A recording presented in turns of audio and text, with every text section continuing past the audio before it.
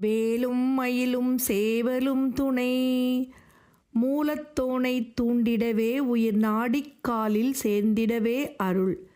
மூலாதாரக் கனலை தூண்டி எழுப்பி பிராணவாயு சுழுமுனை நாடி மார்க்கத்தில் சார்வதற்கு அருள் புரிவாயாக. இங்கு சிவயோக முறைகள் விளக்கப்பட்டுள்ளன. நாம் உள்ளுக்கு இழுக்கும் காற்றுக்கு பூரகம் என்றும் வெளிவிடும் காற்றுக்கு ரேசகம் என்றும் உள்ளே நிறுத்தி வைக்கப்படும் காற்றுக்கு கும்பகம் என்றும் பெயர்.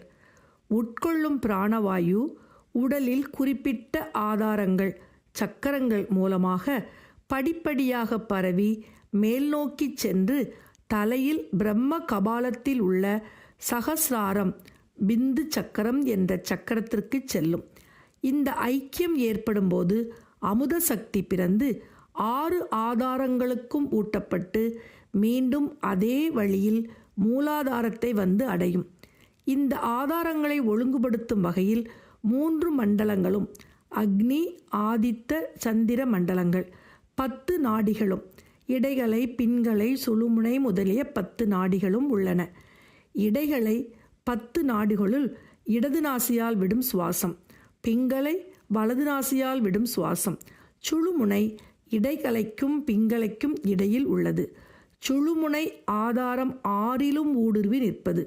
இடைகளையும் பிங்களையும் ஒன்றுக்கொன்று பின்னி நிற்பன. சுவாச நடப்பை பிராணாயாமம் என்ற யோகவன்மையால் கட்டுப்படுத்தினால் மன அமைதி ஏற்படும்.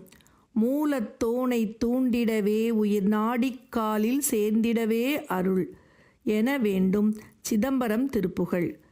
கோதி கோதி கூந்தலிலே மலர்பாவித்தாகச் சாந்தனிவார் முலை கோடுத்தானை தேந்துவர் வாய்மொழி குயில் போல கூவி கூவி காண்டிசை போலவே நாணி கூணி பாய்ந்திடுவார் சிலர் கூடித் தேறிச் சூழ்ந்திடுவார் பொருள் வருமோ என்று ஓதித்தோளில் பூந்துகிலால் முளை மூடிச் சூதில் தூங்கமிலாதரு ஓடித் தேடிச் சோம்பிடுவார் சில விலை மாதர் ஓரு சேரச் சேர்ந்திடுவார்களி சூளைக்காரச் சாங்கமிலா சில ஓரைச் சாகத் தீம்பிடுவார் செயல் உறவாமோ.